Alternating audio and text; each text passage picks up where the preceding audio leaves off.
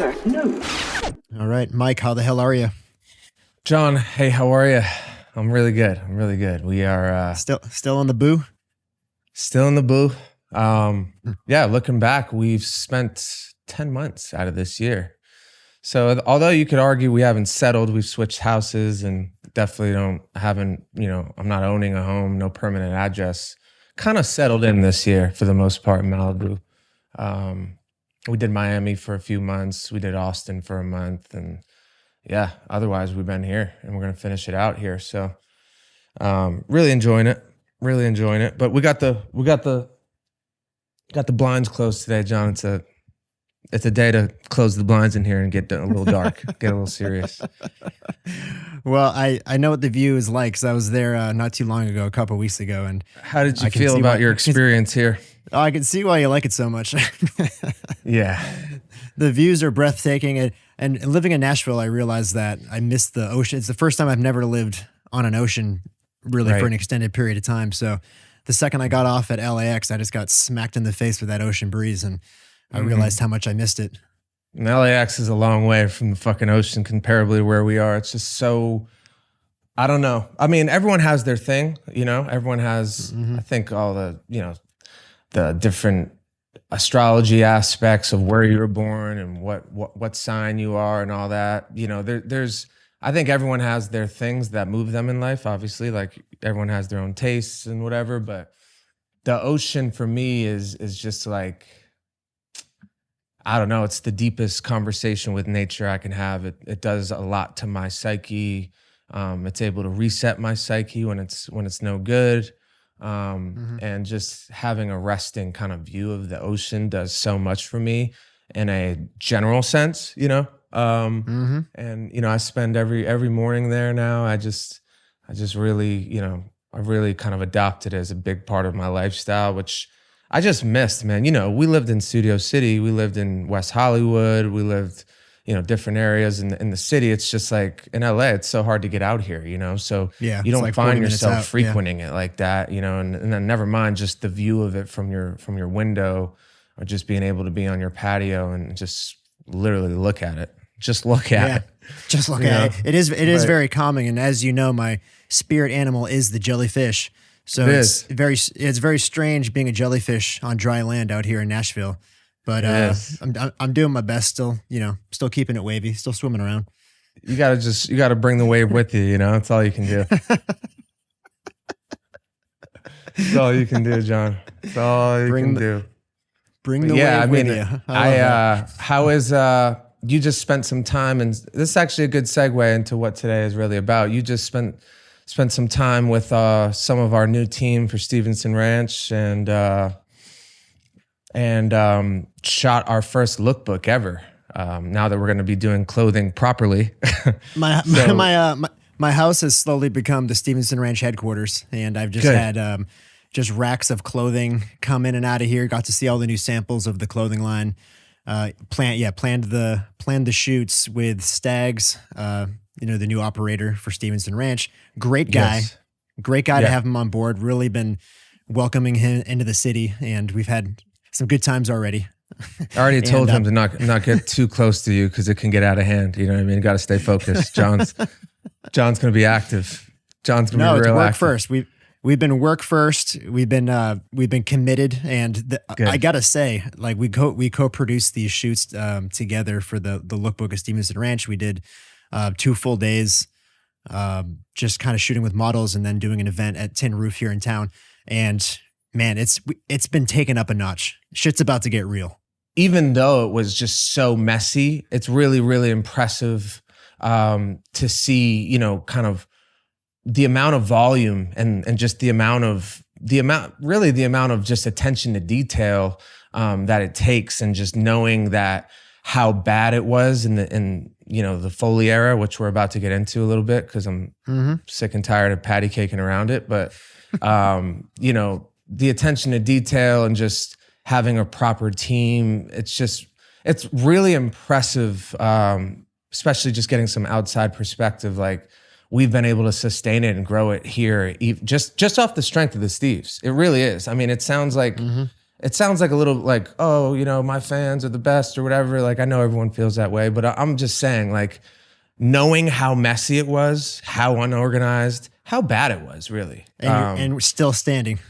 And still standing, but doing the volume we're doing, you know, it was eye-opening, which is why I've taken it so seriously. It's kind of, honestly, a lot of this year was kind of, my energy was poured into this rebuilding the businesses. We've talked about it a bunch. We can spare that type of combo right now, but just so much has gone into it, and I'm so excited to finally be rolling it out. And, you know, I'm so happy we took the time to find some great people who are actually experienced and actually eager and thankful to be in this situation, because no matter how fly or whatever your designs are, or no matter what, and SR branding is lights out. You know what I mean? The SR just aesthetically, and then Not My First Rodeo, just the way it looks and feels is dope, you know? But it's the culture, man. It's the culture. It's a culture of, and it's a lot of people that are down to support, and it's a lot of people that get it, you know, and that show up even in the times when times are bad. They show up, you know, like just to be where we're at on sales and income generated during a phase where we literally had a person running it into the ground, just with negligence and doing wild shit, you know, and not taking the opportunity seriously. So just really wanted to start there. Hats off to the Steves, and I'm super excited to deliver for real. Not that, you know, I think it's a credit to me too. It's just a credit to you and I and the people in our little circle of, like, the amount of output over the last decade, just showing up on people's feeds with music, content, concerts, being a staple in a lot of people's lives, and not really ever taking time off or disappearing, and just constantly real interaction showing up. too. Constantly, real interaction, constantly yeah. interacting, constantly trying to give back. You know, it gets easier when, like, I mean, dude, we've given away $100,000 to our fans, or close to it. You know what I mean? Just a few years, and that's going to continue. That's really cool. These are all great things, you know. But I think, to my point, it's like all the legwork, all the days and nights where I was away from my family and you were away, everyone was, and we were working and building this thing when the money wasn't necessarily, like, the ROI on our time wasn't the same, wasn't right, or what. It's something you got to build towards, you know, and just to see it pay off and get to here is amazing. And it's kind of a good opportunity to segue, like, into what I really want to talk about today, which is, it's time to address the Foley thing. You know, it's time to address it. And I want to say why, first of all, and then we can get into a little bit. But it's, you know, I get that it's kind of, there's a part of me that feels cheesy even really addressing it head on, because the guy's a loser, and, like, he's kind of an afterthought for the most part, really generally in our world, like amongst us, you know what I mean? We just picked up and kept moving, you know what I mean? And, you know, it was actually the guy who had drifted, obviously not ironically, like, he's the guy that's drifted kind of furthest away from us and how we act in our friend group, you know, but he was like the little brother that we loved, but he was an idiot, you know what I mean? Like, the way he spended or lived, or, you know, how he was operating and how he held himself was definitely a little more different from all of us, you know what I mean? Just general manner. And, you know, but there was a brotherly love there when you know somebody for so long. I mean, I hired the dude when he was 15 years old. And when I say hired, I actually had to check myself, because, you know, I have a small circle, but if I love you, I love you. You know what I mean? And I just, you know, I'm loyal to a fault. I think that's partially why we got here and why some of this stuff happened, and can definitely be a bit of a people pleaser if I love you, you know? And, that's been something I've had to learn, you know, about myself and address. But, you know,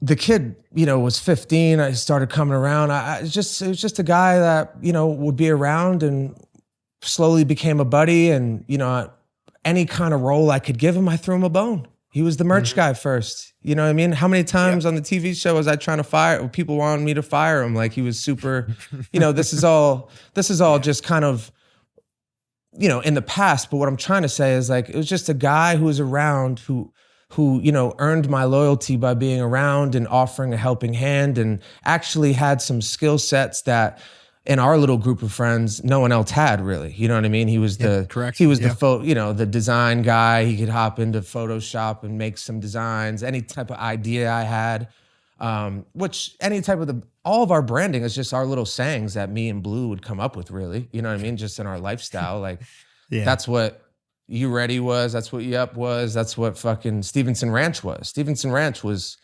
literally my fucking house in LA, which Foley never.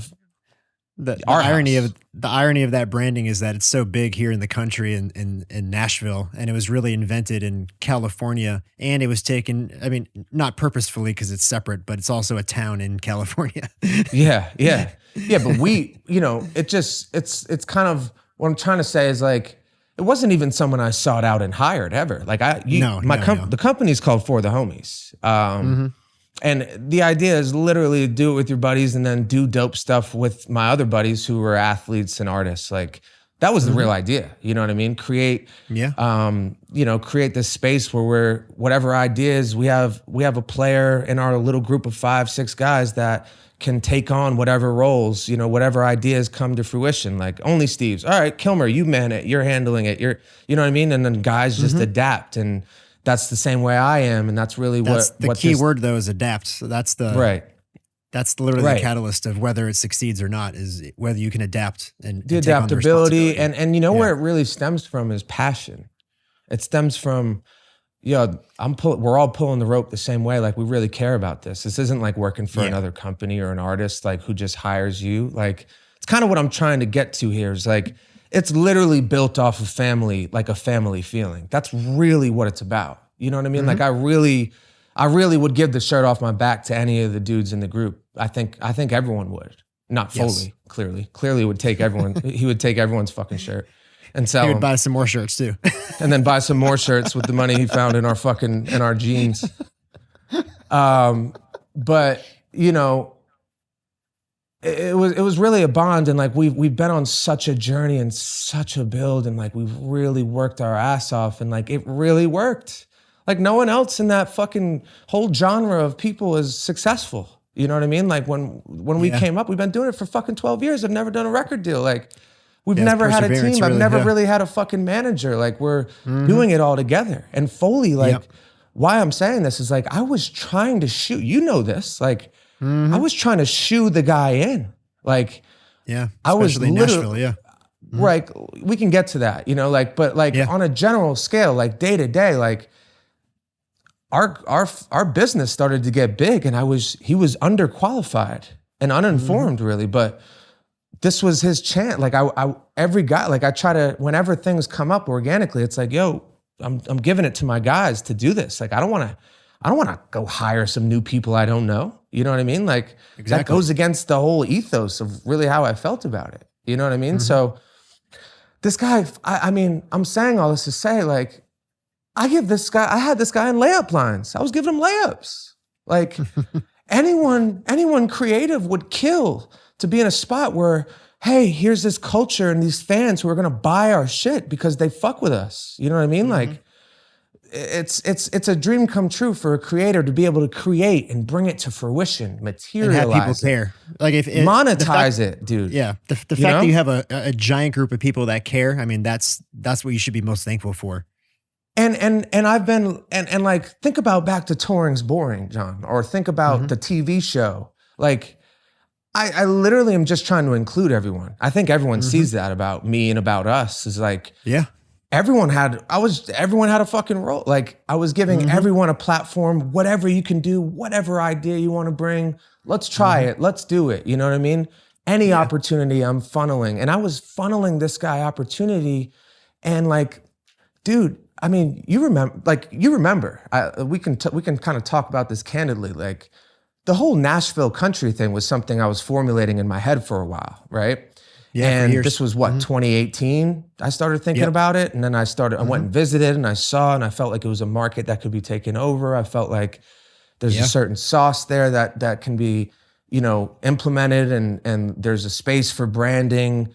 and there's an opportunity there with my music and a presence there. Then I went and lived there. I finished the album there. I brought Ernest on tour, and he was fucking Ernest K singing rap songs. And I start making this Nashville direction and play. And Foley's like literally never listened to a country song in his life. I took him to Stagecoach in 2018. He didn't know what left, up, right, down, whatever. You know what I mean? But yeah, when I came home from being at Posts out in Utah, I remember when we talked on the patio, and I was just like, we gotta get the fuck out of here, out of LA. We went on our journey, and it's been such a magical run. But like, I literally called Foley. I had that same conversation and said, I'm gonna move. You need to move to Nashville. And he was the first guy. He was the first guy to move there, because it was literally a plan that I came to him with and just said, you be the guy, boots on the ground. Dude, I know Ernest, I know Morgan, I know Kane, I know all the guys, I know all the people, like the important people, plug you right in. He met Ernest on my tour bus when I took Ernest on tour, and really gave him the layup, and really the SR shit, was already starting to work there, and really, you know what I mean? And there was this whole purpose, this whole direction. And for the first time, I felt like Foley, from being around for so long, and we were doing some business and he was making it work. And, I was actually gaslit to be proud of him at one point. I was proud of him for, being able to step up and take it on, because, I was waiting for that. I always wanted to see it from him, and he was getting older, and I just felt like it was the perfect opportunity. And you live in Nashville, John. How big is SR there now? It's just it's grown beyond your fan base. To be honest, there'll be times 100%. Where it could be in Tin Roof or at a bar, and I'll drop a "You ready" or something, and they'll look at me like I have 10 heads. They have no idea what the fuck I'm talking about. There are just people everywhere supporting the brand that are just not even Steve's. That was literally the plan. That was literally the plan. Foley, you be the boots on ground guy. And dude, I have the praise, dude. Champion it around. Do whatever, you know what I mean? Whatever you kiss the babies, go kiss everyone's ass, which Foley loves to do. You know what I mean? Yep. Literally show up, do all the whatever you want to do. You know what I mean? And granted, not one person in Nashville they can't not take Foley seriously when they can't step out of their house and not see an SR. And he was the SR representation there. So this whole and I don't want to live in Nashville. So it's this perfect opportunity. I'm very happy about it, And to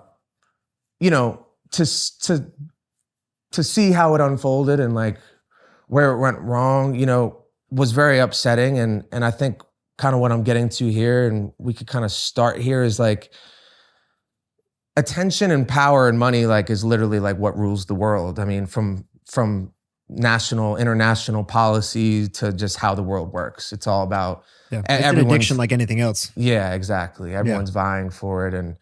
And I gave that to Foley, and he couldn't handle it like we could. You know what I mean? Most people when they see or hang out with us, they're just oh, you guys are literally super regular. You know what I mean?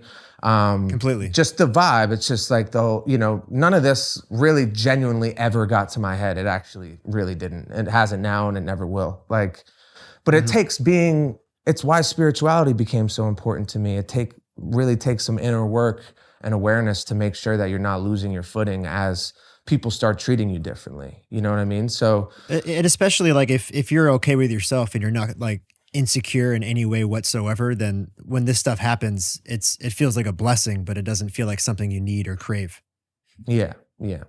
And I think what happened is Foley started to believe the lie a little bit. Just I'm going to get into some details here, but more or less the biggest takeaway is he literally thought he was me. You know what I mean? He thought he was the artist, the celebrity he really wanted to be. Everyone who's ever met Foley or been around him or followed him on social media knows how bad he wants to be kind of that, and we know from behind the scenes, he's always just been an ass kisser to all my celebrity friends, just anyone, the athlete, whatever, just that was important to him, and fine. You know what I mean? And fashion and looking, dressing with designer brands and all that shit, I'm not going to watch another guy's pockets and tell him how to be spending his money, or that it doesn't matter. Like, everyone has their own tastes, you know what I mean? So yeah, as I saw that start to unfold, and I felt like our alignments were shifting a little bit, or maybe we were out of alignment,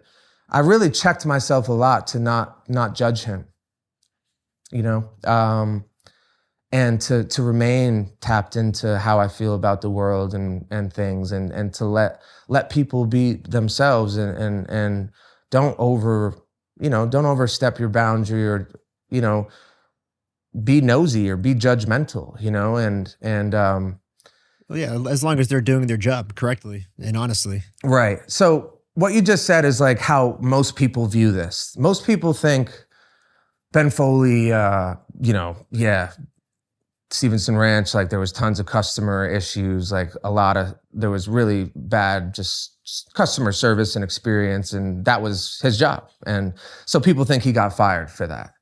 And yeah, I'm kind of here to just clear the air and address really what happened. I'm going to be fairly detailed, and I'm just going to be transparent. Like, I've been advised against this, because there's a police matter, there's a legal matter, there's a IRS matter in the works. And actually, Theo Vaughn posted something fairly recently I sent to you, and it just kind of inspired me.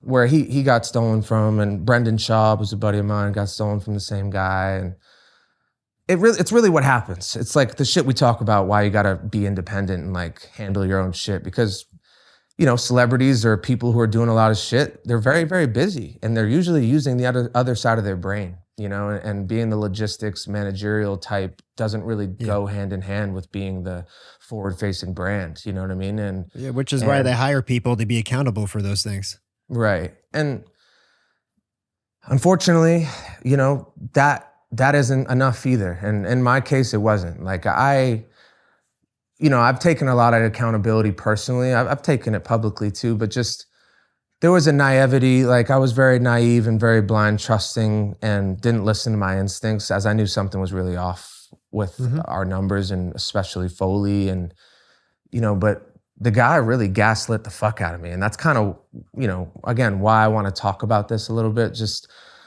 because I do think, grand scheme, I do think addressing this is for the overall good. One, for me, this will be the last time I speak about it publicly. There will be a bunch of stuff that happens privately in regards to, matters being handled and pursued, but I need closure on it. I get tons of messages. Anytime people see me, they ask about how it's progressing or what happened. And it's still kind of on my heart. We started this by just saying, there really was a family element. I really did love the guy, and yeah, it was actually a very rattling scenario for me. Felt very violated, and I still can't understand it, but I've done a lot of just digesting, and I think this is kind of the final chapter for me before I shit it out. So I'm shitting it out right now. I'm fully digested. And I can kind of move forward, because I am incredibly lucky. I'm incredibly aware that there are so much worse things that happen to people in life.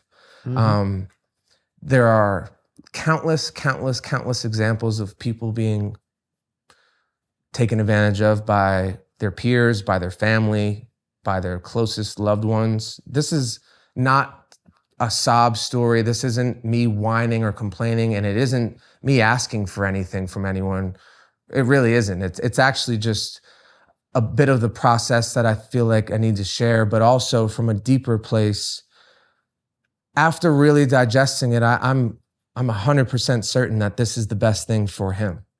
And what I mean by that is, like, the level of emotionless that he was just really revealed like a deep narcissism, and a real lack of self-awareness.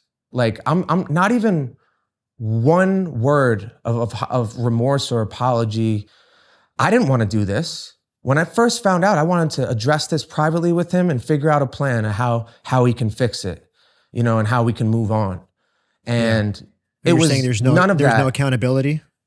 I don't know. Oh, there was the opposite, John. There was, I started as the news broke, which is why initially I wanted to take it public right away, which I did vaguely, because I wanted to see, you know, I wanted to see the overall discussions that would happen after that. And dude, it's incredible, man. He had been actively pinning people against me that I introduced him to. Like I introduced him to people, and he's actively, even before this all happened and before he got caught doing the shit he was doing, which we'll get into, is like he's telling people like I'm acting weird and I'm not paying him enough, and you know, like he's undervalued. And like when I get to these numbers a little bit, like the level of gaslighting that I endured, it was hard to swallow. Getting the news was one thing, and then I just had to like all the little conversations, like how many times have you and I talked about money before this shit hit the fan? Zero. Yeah, never. Like I don't talk about money with my family. I don't talk about money with Versace, with Blue, with anyone. And so I had so many private conversations with him, so much. Like I tried so many different approaches to try to get through to him, like a big brother, a mentor, challenging him, raising my voice, not raising my voice, you know, just trying to instill like some of the values that I wanted to see in him so that we could collaborate and continue to be a piece of what I'm doing, you know? And it never happened. And, you know, then to just see the total, I mean, it's not even a lack of accountability. I mean, John, in 10 years of knowing the dude, have you ever heard him take accountability ever for any of this shit? Ever? No. Anything? No, not one. Literally not once. Like for little things too, like little things, big things. Not once. And to me, there were some major things. Like he would cost me big money. Like he would fuck up. He's a stoner. You know what I mean? He's not like a logistics managerial type. You know what I mean? So I never, like I wasn't part of a lot of the conversations when you know, shit would go wrong and you know, you would go to him. What were the conversations like? Like, were there any like apologies, or were there any like never this was my fault, or was it always dude? Like, it was always pointing fingers always, like this person's fault or that person's fault. Like okay, yeah, like when I say gaslight, I mean, dude, it's so deep. Like I want to reflect on a few things here, just so people get an understanding. Yeah. He would tell me, there was a time where he was telling me in like 2021, like, I can't live like this. I can't live like this. He was getting, first off, he's living in a $4,000 2-bedroom in Nashville. Like, $5,000 a month. 5,000. Okay. Yeah.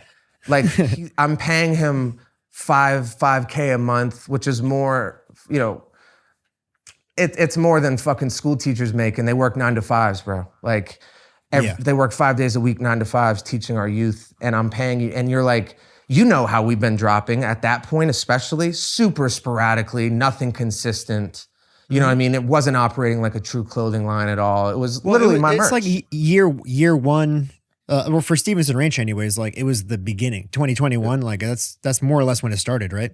The beginning. Yeah, exactly. Yep. 2021.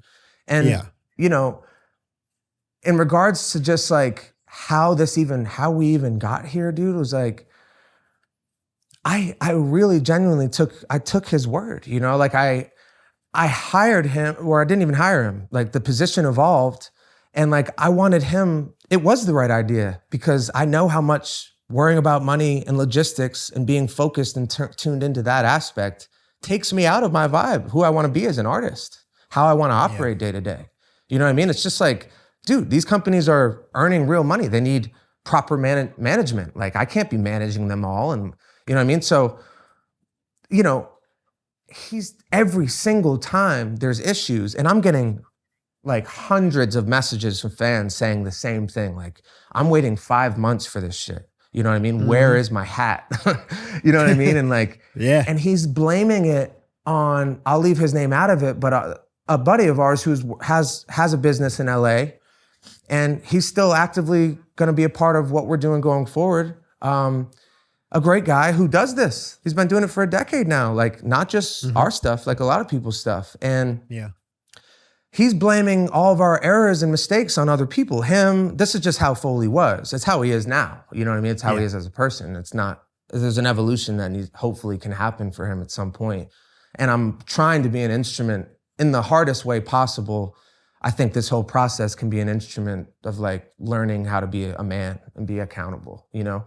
So he's blaming all the errors on this guy. So it turns out like I finally get connected with that guy and we start talking as I start learning about what's going on. And he's just like, dude, like I'm doing it for 10 other people. We have no problems. We have no timeline issues. Like Foley literally avoided, like he ignored all of my requests. He was running it purposely. Like he called it a money grab the way he was running like my merch because he was. Can you explain like how that ordering works? So he was putting stuff up that none of it had gone into production. He hadn't even checked if like the shit was available. Like there's blanks you order from manufacturers, right? And then there's design, and then there's There's a lot to unpack, so I'll just take you down this whole little thing, and I think I can unpack a lot of why this is so crazy, right? So on the design side, this is what I was paying Foley for, and also just like managing the website, making sure things are happening, like checking with the warehouse, making sure things are getting fulfilled, checking on customer service, that type of stuff, but really on the creative side, and then on the logistics side, like making sure things are flowing, right? So there are a lot of moving parts, but this was his job and I was paying him for it. Correct. And he was outsourcing every aspect of his job. The guy who he was blaming the designs. Yeah. So first off, the guy who he was blaming everything on was actually doing his job for him. I have this all on record. He's gone on record to the police with me, just in the legal aspects, like he did all the logistics and back end. He was the one, conversing with the hat embroidery shops, the embroidery shops and the screen printing. And he was the one handling the back end of the website, making sure inventory was, right and things were uploaded properly. This is part of what, Foley's job wasn't doing, right? John, the other guy was doing it, that he was really blaming everything on. On the creative side, this is really funny. Like, he wasn't doing any of it. He had 2-3 different people on payroll. So just to break this down for y'all, I'm paying him for creative and he's taking the money and then he's outsourcing other people to do the creative and the company is being charged. So I'm paying Foley to do the job he's not doing, and then I'm paying these other guys. I'm paying these other guys from the company, like the guys he was putting on weekly retainers to bring his ideas to life and just do the creative work. Like, so when I talk about being proud about him, like you might zoom back to like some episodes and shit where I'm singing Foley's praise because I feel like there's a lot going on. We're growing, and it's converting and it's working. People are liking it. You know what I mean? And there's a aspect of how I was seeing him was like, I was thankful for his work. Turns out he wasn't doing any of that. Again, this is not the biggest part of the problem, right? We had thousands. Literally thousands over a span of a few years, thousands of complaints. I mean, if the Steves weren't the Steves and they didn't have a respect for me, I mean, we could have been shut down many times by the Business Bureau by just for the sake of just constantly repeating the same thing. And when I talk about how it was running, he was running it like it was a bit of a Ponzi scheme. It was like a money grab and the way he was spending will help understand what I'm saying. We're putting all this, he's putting all this stuff up on sale. Meanwhile, there's like 6 to 8 to 10 weeks of like process that needs to happen. And then he's telling them it's coming in 2 to 3 to 4 weeks. And every single time, like JL has all the screenshots of like, yo man, we have to change this process. Like it doesn't work to put shit on sale and have people making purchases. And then a lot of times we can't even source the material. Like we can't even make it exactly how the mock looks, or we can't even, it's going to take 10 weeks. You know what I mean? So it's going to take 10 weeks before it lands. And then we have 1,000 orders, and that takes fucking another 4 weeks to actually execute. You know what I mean? So it's just this never ending merry-go-round, but the money kept coming in. You know what I mean? So, you know, people were buying fictional pieces of clothing. It was literally just a design. Yeah. It was a design on a website, but there was nothing tangible yet made. Right. And there was, you know, understandably in the beginning, like I remember discussing, like we did it in the beginning to just see how, you know, and just had transparent wait times. Like even then you realize like you can't forecast it. There's a supply chain, and there's, you know what I mean? Especially when you're doing small quantities, not hundreds of thousands or tens of thousands. Like you're in an assembly line, and like there's a lot of moving parts to the relationships. Like this is another thing I thought Foley was doing, navigating the relationships, when really he was just outsourcing it to our warehouse manager. You know what I mean? So, you know, this is all kind of the stuff that, yeah, you can get fired for. You know what I mean? But the crazy part, and like the final tail end of this gaslighting conversation, which I can go on forever about how I feel about this, especially because it hurts. It hurt me a lot to realize like how much stress and inner turmoil he put on me, and how spun around I was on what was actually happening. You know, the guy was telling me he can't live like this, and where are our profits? And ironically, and how fucked up this is why it's so confusing, is it was the reason he got caught doing what he was doing.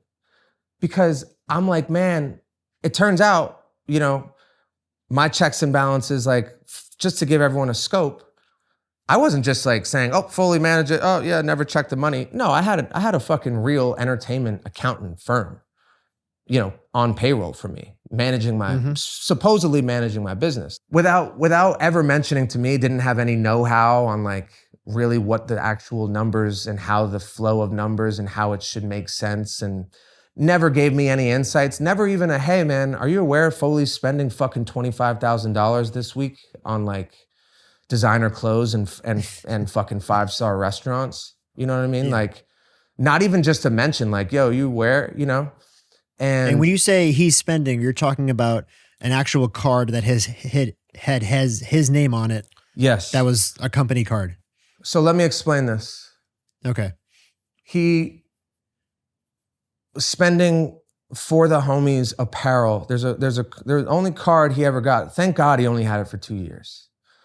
But he was managing my cash and merch on tour for however long, the last 7 years. And I can't even fathom the amount that was pocketed or whatever, because the numbers never made sense. But again, that's either here nor there. Like he had, since 2021, he had a For the Homies apparel card, which is my company, solely owned by me. And he's not a card owner. You know what I mean? He's not a co-owner of that account on the banking side.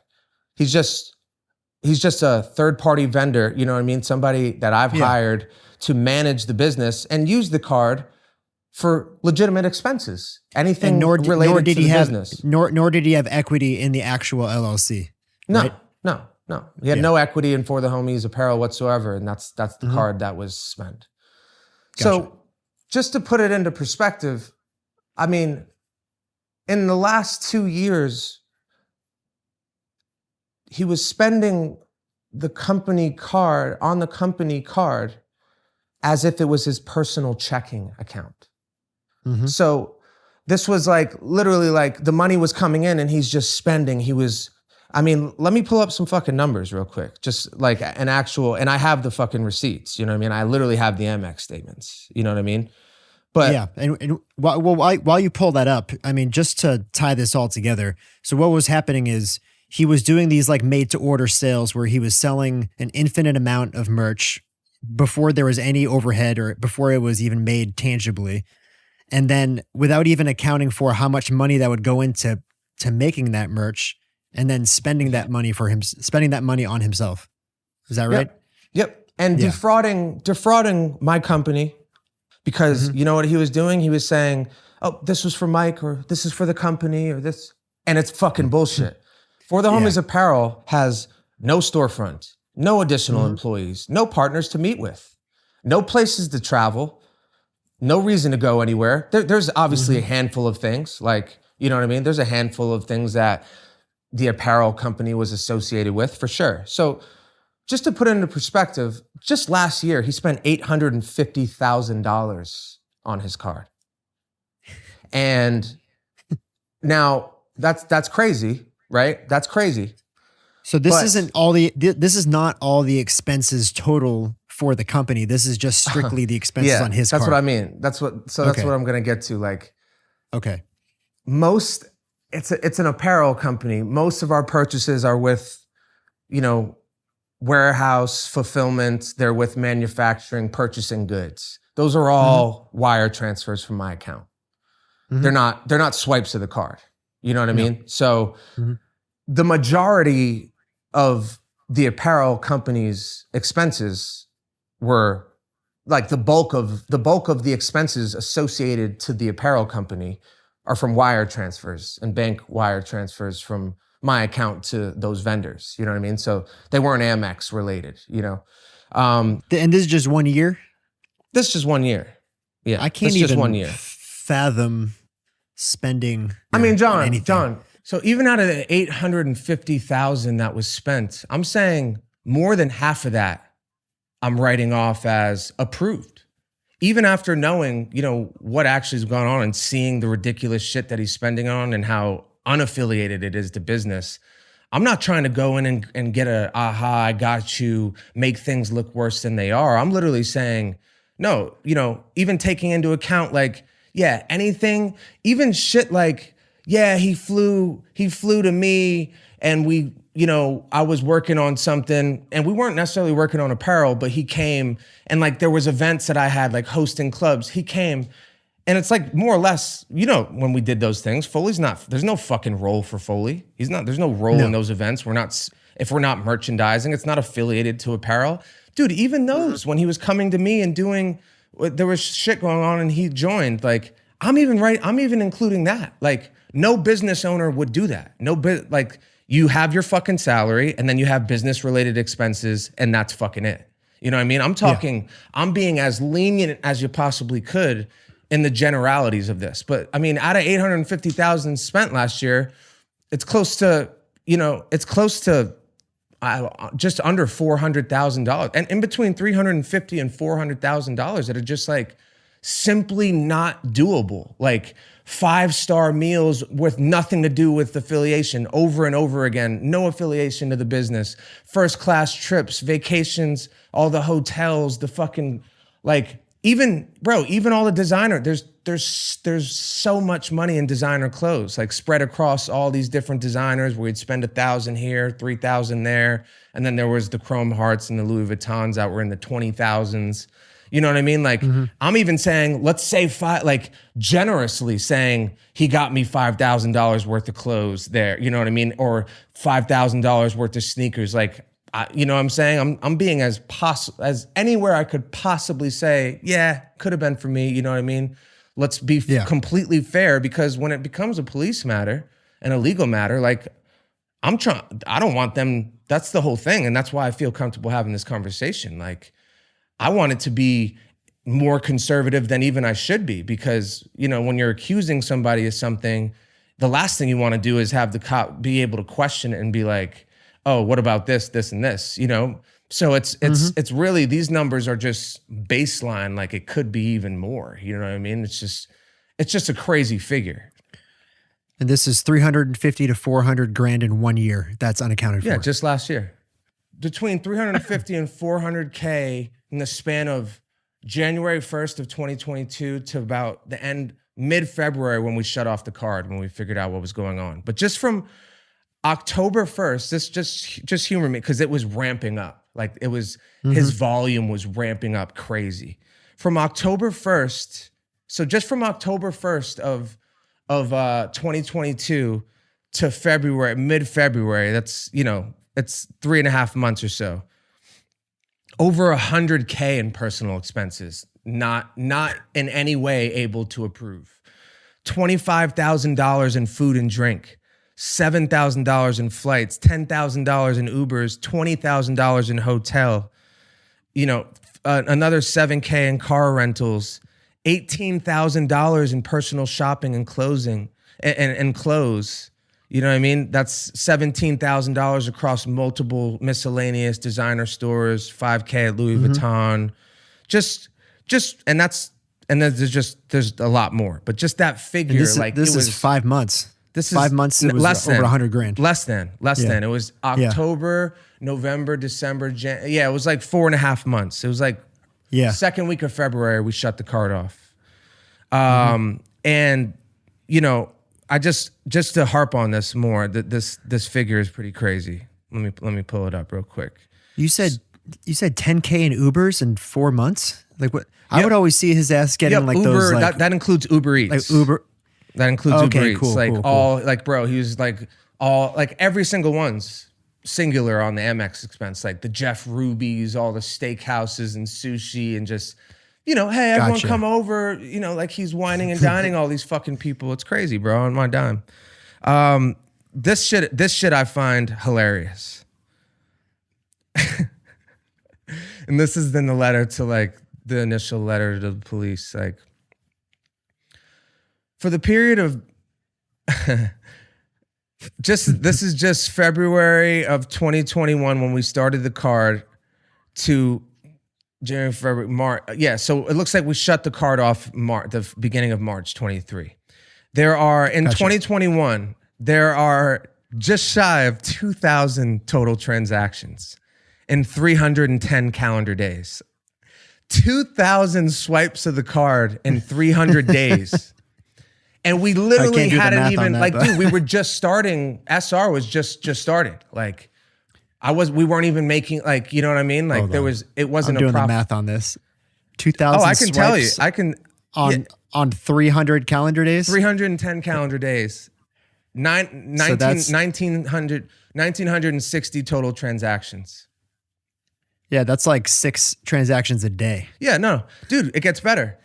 He keeps that transaction rate all the way up till when we shut the card off. So in 2022, 6 times a day. In 2022, dude, 365 calendar days, there's just shy of 2,300 total transactions. And then in 2023, there was 350 total transactions in 70 days. So there's, and since he's gotten a card, in February of 2021, there's been 4,600 total transactions in 745 days. That's averaging, averaging six transactions a day. 6 a day. That's like, we're talking literally every expense. Like I use my card 6 times a day on like, whatever. Yeah, gas, I was just gonna say I don't do food, that. Like maybe on an active day. Like yeah. I mean, Tops, obviously what I mean? I have a lot of money going around. Like this is what I'm trying to say. What people need to understand is like, I'm like right now to do this the right way. Like I'm spending. Think about how many moving parts we have, John. Just like content and like you're only Steve's. You're becoming a part of. You just see a portion of that. You don't see the clothing back end. You don't see none of my other employees on the financial side. Like I have so much money going out all the time just to run the business. You know what I mean? Like you can't. That's why like. You can't fucking spend the money, the income generated, and then not take into account the enormous fucking amount of expenses that come with running a business that's generating money. Like especially apparel. Yeah, that's what like apparel is already a small margin market. Like really 2020, especially when you're running it like a piece of shit. Rinky-dink operation that he's doing. You know what I mean? And then like, dude, like if your shit's working, that it creates a daunting task. Like most businesses drown once they get popular because they don't have the infrastructure to take on the demand. And then you lose the customer base and that's what we're articulating. Like without the Stevenson Ranch culture, the Steve's culture that I've curated and generated and really built on a strong foundation of consistently showing up for people, most people would have been lost. There's been many that have been lost, but most people would have been lost. And that's how businesses go down the fucking drain. This would have done the same thing. You know what I mean? But like, dude, what I'm trying to say about these expenses and the swipes, like we're not running most of the expenses, all the money. Like I have so much money going out to pay the employees and the people, the fulfillment. You're paying the people, you're paying for the garments. Like this Stevenson Ranch drop that's dropping right now. Before we even go on sale, I'm in 200K on expenses. Yeah. Yeah. You know what I'm saying? Like you got to buy all the goods. You have to buy all the services, the embroidery, the screen print, the tags, and then you pay the operator, you pay the design team. Then you're paying your financial managers to manage that. And then you take into account all the fucking, like, dude, there's so many little nooks and crannies of like where expenses pop up. And he knew that this is what we're talking about. Like he knew this, like for everyone listening, dude, all those expenses, the major expenses that are happening for this company, like for the apparel especially, they're bank transfers from my account. There's nothing to do with the Amex. So it's just like not his card. Yeah. Like, dude, he spent $850,000 on the fucking thing. On just his Amex. And then there was already, like, that's why there's no profits, because there was another 700. And then you have taxes at the end of the year on a fucking company that's generating millions of dollars. So you're in the highest tax bracket. You know what I'm saying? Yeah. And then you're paying the people to do the taxes and it's just like, it's so fucking irrational and ridiculous because he's not stupid. He knows this. And then he's looking me in the eye and saying like, dude, we're going to have tons of profits. Where are the profits? Like, you know, you're spending. And then even when I show him that I know what he spent, he has no reaction. None. He's just like, like he literally doesn't even identify that there's an issue there when like, dude, you know that most of our expenses are on the fucking, from the bank. It's a wire transfer, bro. It's so much fucking money going out on that side that like, you can't even, like, dude, like I said, I never take money out of this shit. I don't take, as you're building something, you can't take money out. If you're gonna, if there's money there after taxes and after everything, first off, you're blessed. And then, dude, like you spend money on marketing. You hire more teams so that and think about how we're riddled with issues, riddled with problems and complaints. Like, you have to like more than ever. If any company needed it, we need the capital so that we can hire team members so that we can fucking get ahead and actually change the dialogue happening where like, oh, these guys suck at business. Like, don't order from them. It takes forever. It's a shit show. You know what I'm saying? So it's just so blasphemous to be doing this. And like, dude, I'm telling you, it is so sickening. Like think about, dude, I had to scroll through all these and then go through with an auditing team, basically the audit, like we're figuring out, associating every card to every expense and then cross-checking with where I was and what was happening within our business. Dude, most of these days, nothing's happening on our business. Nothing. Yeah. There's so many idle days, bro. Like, you know how limited I've gone touring and how limited we were on drops, especially in the beginning. And even bro, up till now, like we've never had an organized schedule. It's always been a shit show and it's always been, we're leaving money on the table because we're not creating enough product. Like it takes weight. You can't put out more product when the people are still waiting 4 months for their fucking hat that they ordered. You know what I'm saying? So just to put into perspective, like, dude, just swiping and swiping and swiping away on personal shit. And dude, it's not even like, I would, if he was like, dude, I invested in my brother's company, it would still be a crime. It would still be fucking awful. And I still would just, would hate him for it in the sense, like, it's so fucked up to do. But like, dude, so infuriating to see, like, he just spent it on a bunch of shit that doesn't matter, man. Like, he literally just, it's just like all for show, like all these 5-star restaurants, so he could post his picture. All the incriminating evidence has been posted. It's been gathered. Like, he posted it all. You know what I mean? Like, all the on bullshit, Instagram. all the bullshit, all the trips. There's nothing substantial to show for it. Like, think about that amount of money and what you can do with it. Like, we're talking $600,000 conservatively in the last 2 years. Again, conservatively, saying, me trying to write off everything I possibly could and say, yeah, that's approved, I guess. You know what I mean? Just to be as lenient and safe. $600,000.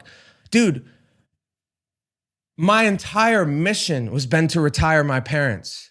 I can't tell you how many times I had this conversation with him, how I was so frustrated. Like, where were the profits on this? Like, I was really like, as money was coming in and I was seeing the sales, like, why doesn't it make sense? Like, and like, I could have retired my parents years earlier. You know what I mean? Like, they'll never get those years back. And like, dude, how so heartless do you have to be like hearing me say that, look me in the eye and then just go, okay, yeah, let's go swipe. Let's go get fucking oysters and sushi and then fucking stay at the one hotel tonight. You know what I mean? And like, it's my heart. Like, bro, you're not shit to Stevenson Ranch. Like, I want to be clear. Like, you were running the shit into the ground improperly. You weren't doing what you were being paid for. All of it was lackluster. None of it was exceptional. Only thing he was good at was being a fucking professional ass kisser. And the only reason he's in those rooms to kiss their ass is because I put him there. And everyone's looking at him like, oh, that's Mike's guy, so let's take him serious. Since we've known him, I thought his family had money. So, you know, like we're seeing him, he's living like back to the kind of like, he kind of started to believe the lie. Like, he thought he was the celebrity of the group. Like, and again, I was hoping that my whole goal was to make everyone feel fulfilled and achieve their dreams. You know what I mean?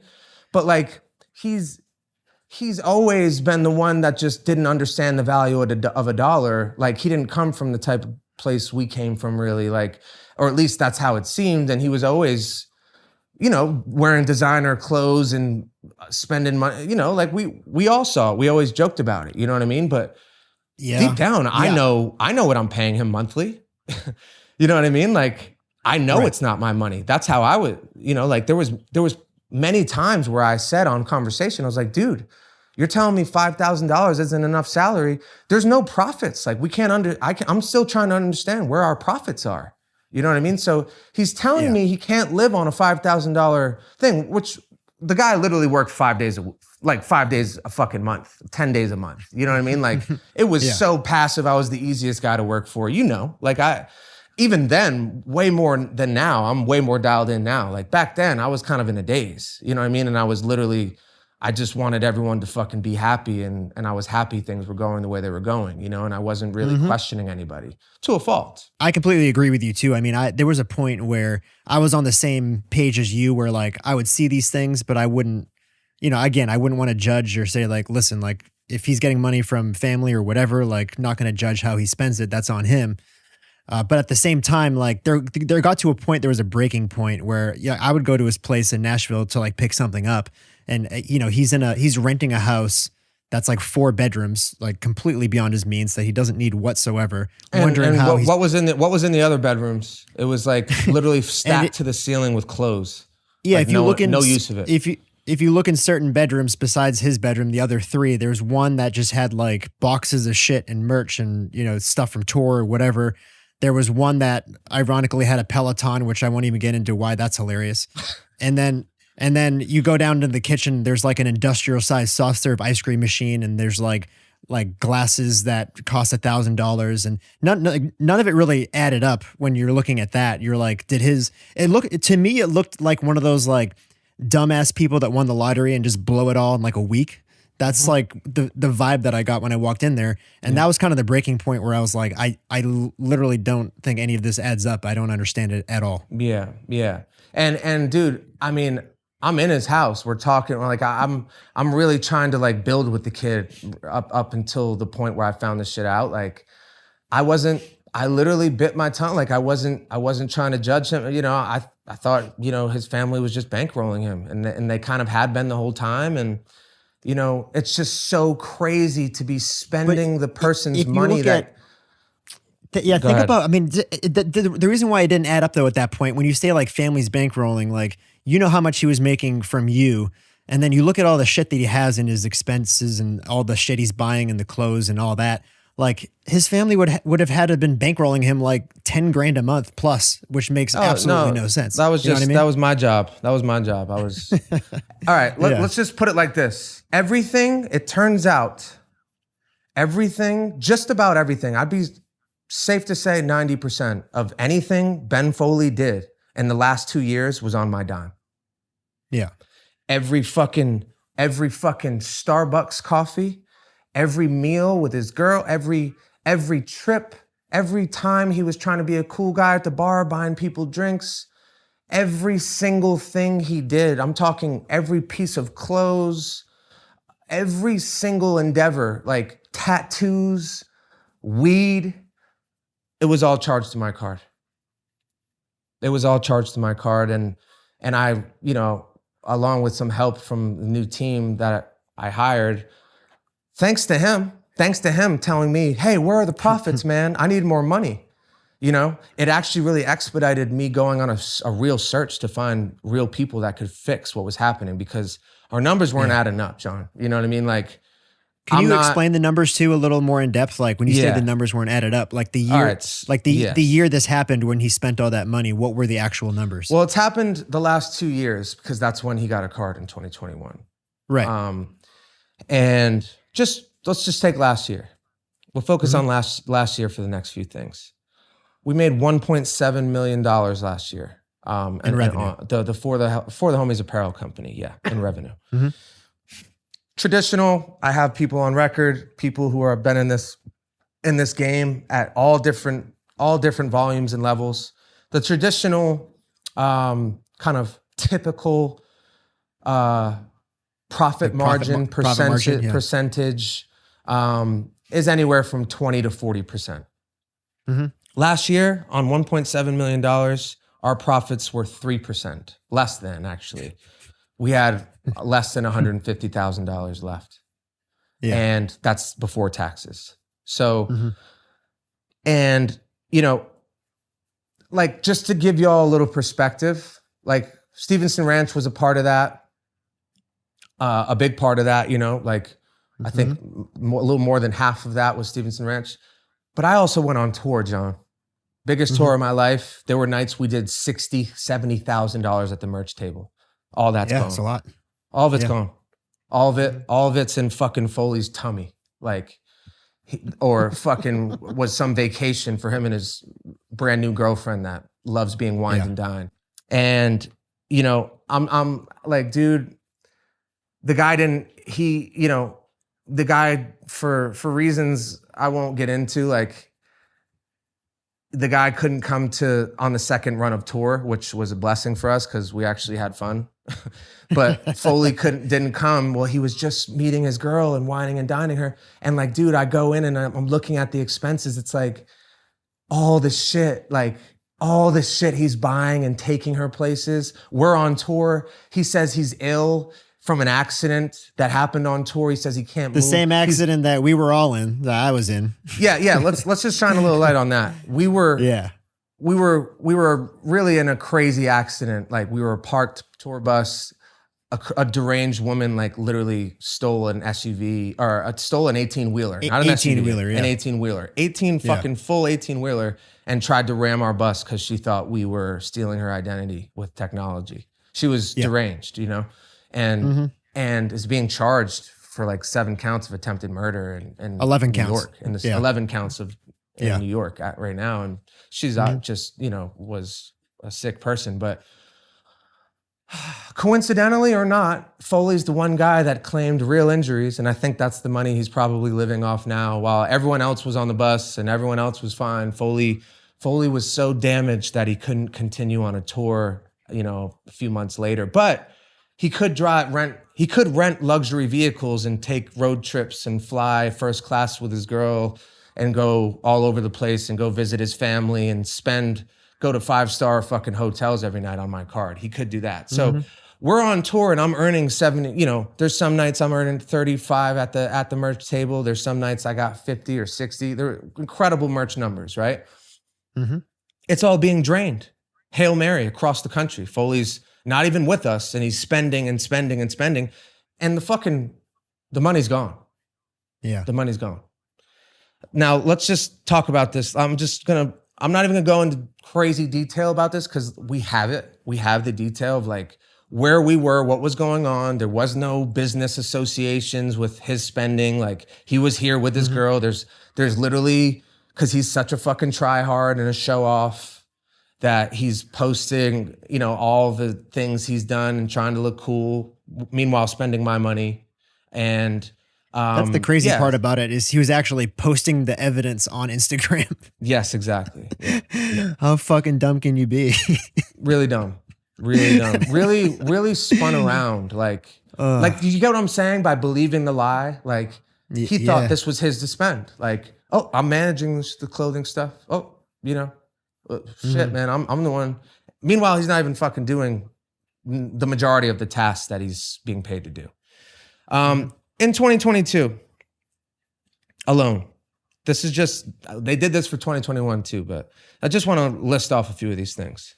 $20,000 spent at Chrome Hearts. That's one designer store. $20,000 in luxury car rentals. This isn't a company we need to travel for, nor would any of those, and a few of the ones that I knew I was with him, I said, okay. I didn't count those as like unapproved. Yeah. The guy has a car and lives in Nashville, and there's actually no business outside of a few things, a few events for sure that like, that's totally fine. Like outside of a few things, there's no reason for him there's no justifiable reason to be spending $20,000 on rental cars. John, we live as nomads. I rent a fucking Jeep or a fucking Expedition every month. I'm living with no car because we're traveling nomadically and like not, our Jeep was in Nashville. Like he's spending more money on cars than we are, and I don't have one.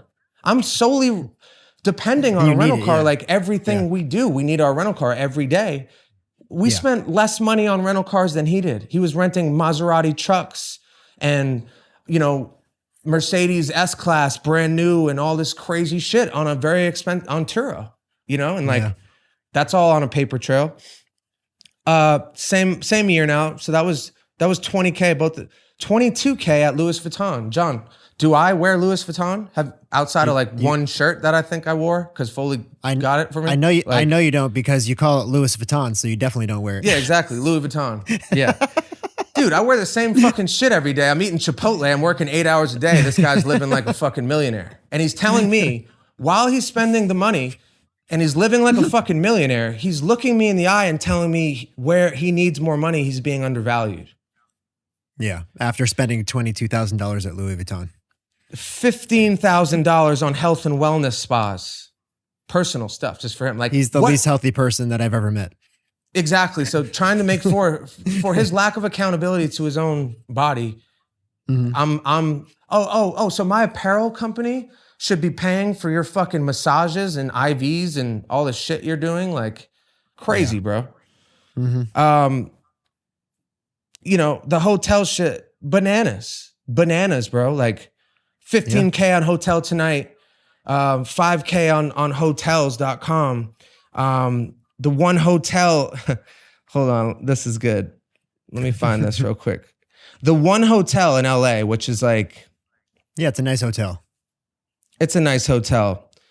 Yeah. And, I would never approve for you to be spending, like, I'm not paying for you and your fucking girls' trips to LA. Dude, they're flying first class. John, have you ever seen me fly first class in 12 years? You're in the back with the rest of us. I'm literally in the back in the trenches. Like, I'm not saying, dude, and I'm not saying the guy's got to be just like me. Like, thankfully, I'm very thankful I don't care about that type of shit. You know what I mean? Like, and I've done a lot of work to not care. He hasn't. He's totally opposite. He's driven by the success and, he's driven by the fancy, finer things. The one hotel in LA, our company is based in he's in Nashville. There is no reason to fly. Like, we literally cross-checked the dates. Like, he spent $12K at just that hotel last year. Oh my God. $3K at Nashville Soho House meals. And I mean, dude, it just goes on and on. $1,500 at fucking Tin Roof. Like, no, dude, I'm not paying for your party. Like, why would I be? I'm not even there. I was in fucking Nashville for like 2 weeks this year. Yeah. Like really personal stuff too. Like all of his personal shopping, his power at his house, like 200 Uber Eats Postmates charges, 500 charges for coffee and bagel. 50 charges for coffee and bagel, 100 other food bar convenience purchases. So that right there, it's like, that's your everyday, like the dude's living off my fucking card. Every expense. You know what I'm saying? And I'm paying him a salary. And John, I've never taken $1 out. I've never taken $1 out of this shit. Like, I'm not spending this shit. Like, Blue had a card at one point, you know, we were spending, like, there's some expenses on my side. It wasn't me, but like, yeah, that's fine. Like, what I'm trying to say is like, I'm not trying to be nitpicky and like, you know what I mean? Like, it's the opposite vibe I'm on. I wrote off $500,000. I said, okay, just last year, 850,000 sold. I wrote off $500,000 as approved. Yeah. Like, I'm not trying to fucking nitpick the dude and try to make it look worse than it is. Like, it's crazy, bro. He was living like a full-on celebrity, living better than me. Like, yeah, dude, I have nice houses because all my content is shot there. All my music is made there. All my time is spent there. I'm also looking out for the 2 employees and best buddies that I have living here and working. Like, we're trying to be on a good vibe. I need to be in a good vibe to create. And I've worked my ass off for a decade. Ben Foley was not fucking working. Yes, I've known the dude for a decade, but this is where I had to like check my memories. Like, how much merch stuff I never made any money over the years on any of the endeavors I did with Foley. Like, you know what I mean? Like, yeah, he was my merch guy when we went on tour. And yeah, we did a few things online and made a little bit of money. Like, this was really the first time I really gave him a role and there was real money happening. You know what I mean? And look what the dude did. Yeah. Like, he wasn't there he wasn't shooting with me in the gym. Like, he wasn't, I was literally working my ass off. He was eating fucking sugarfish and playing grab ass with his fucking, you know what I mean? And like, not ever showing up to work and being accountable and being a fucking workhorse like you were or like Versace is. You know what I mean? And it's just not, it's so crazy, bro. Like the volume, like, dude, we started this off like in a place of gratitude for our fans and like tipping our hat, just like how impressive this really is. It's like, dude, my money guy, like the guys that I brought on to find this just to fix my stuff, they're not entertainment guys. They're real estate guys. Like, they're doing big volume, big capital, but this is really kind of not a favor, but like, you know, somebody who I know is very powerful and doing a lot of real stuff in the world and real business. Like, basically it was like, yo, use my guys and like, they're going to fix this and figure this shit out. They're the ones that found it all. And they're now like, so team Mike and Stevenson, they're just like, dude, the fact that this dude was doing this and like spending like this, and you're an independent musician with like literally only 2 other employees for your whole enterprise. Like, I had accountants the whole time. I had people handling this shit, and to a fault of mine, it's not an excuse, but I did have the proper checks and balances. I never checked my checked and balances. I never had somebody check their work, or, you know what I mean? And that was naive, and that this was a learning moment for me. You know what I mean? But the level of gaslighting and just how taken for a ride I felt, like, I can't quantify it because, dude, I advanced this guy so much cash, like the fucking checkbook, the P&L on like how much money and time, and like I spent starting the businesses, bankrolling, like, you know, just, you know, bankrolling all the startup costs and never taken any money. Meanwhile, he's been paid over close to $200,000 in salary. And the people that were managing my money, dude, that's its own beast. And I have my own quarrel with them, you know, that will be unfolding. And that's separate of the Foley thing in the sense of, yes, it's kind of connected because my account, the people I had looking after how our businesses were running were so lackluster and negligent.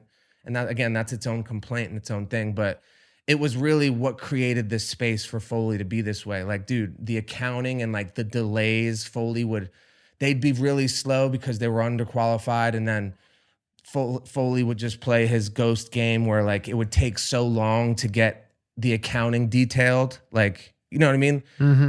That's something actually worth stating about this, is just like the expenses. And by the time that like I was getting P&Ls, or even just not even proper P&Ls, because they sucked at their job, like the business firm. But like by the time it was arriving to me, it was so far gone. It was 4 or 5, 6 months later. We've already done more business, more thing. Like it was never in real time.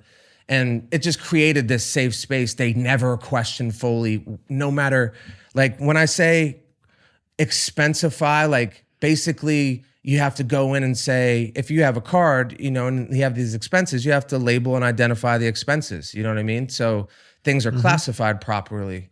And, you know, that was where Foley found this very safe place to say and, you know, do what he wanted, and then kind of play a long delay game. And then when he was saying, oh, this was for this, or this was for Mike, or this was for the company, or this was, oh, business dinner, or this was that, it was all so, it was never questioned by them, never once. I'm talking, because it was such a long time ago. Right. Yeah. And dude, you know how I am. Like, I'm not thinking about this. This wasn't even it's not how I want to be in general, but you know, I'm not like, okay, we went to those dinners. I spent this much last week, dude. I don't fucking know. You know what I mean? Like, it's not how I'm operating at all. So it just really it was this perfect storm of like, you know, this is actually a decent time to mention this. Like, I just flat out don't want to shop, and I don't care to shop. And I don't give a fuck. Like, I'm this big dude anyway. It's hard for me to shop. I'm not going through that whole phase of like, you know what I mean? So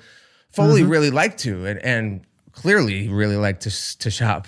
So there was a phase where I was like, when I had tour coming up, like, yo, just, you can shop for me and just get me some stuff, and, you know, I'll pick which ones. And then we just return, you know, what I don't like. And honestly, you know, that was a huge mistake, because that also, when we talk about creating a safe space, like this is really where Foley operated, and why I was gaslit, and why, like, for people listening and trying to digest this, like it's more confusing. I'm trying to just encapsulate the confusion. There was a lot of confusion created. I'm trying to explain how, you know what I mean? But Foley would, you know, there would always be a nugget of truth on top of all the bullshit. You know what I mean? So when I talk about the accountants, and like, it's not all blame on them, because, you know, he very clearly, very quickly, and we went back and checked the records and the receipts and things, like he would buy me some things, and this was only a short stretch of time, you know, in 2021, but he would buy me some shit, and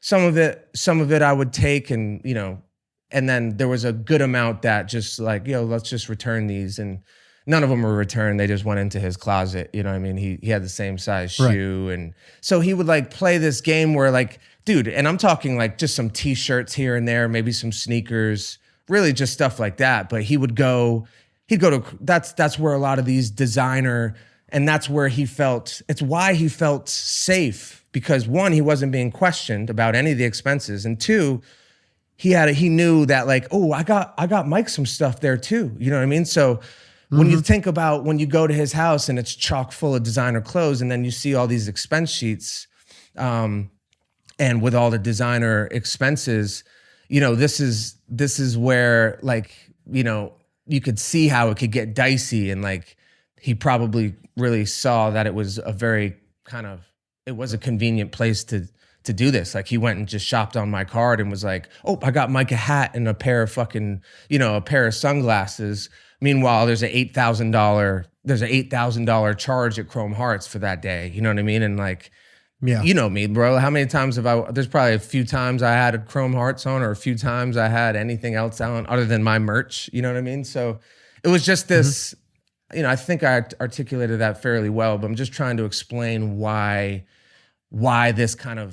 this whole song and dance that Foley was really playing. He was like tap dancing. There was nuggets of truth within it, you know? So it made it hard for the accountants to know, you know what I mean? Like at the same time, all they have to do is say, hey, do you know Foley spent $40,000 this month at designer clothes, and, you know, you need to you need to look into this. I just never got that from them. But that's really where a lot of this, this whole opportunity for him to kind of play this game happened, Dude, I can't tell you how many times I tried to pour myself into him in regards to just like trying to get him to start seeing life and the opportunity we're given and like to be grateful for it. You know what I mean? And he's just stone cold. He had none of it. But like the amount of energy I let this guy take from me just to know the reality behind it all, like it hurt. You know what I mean? It just, it hurt. It hurt for a while. And then I got out of it through the same spiritual outlook that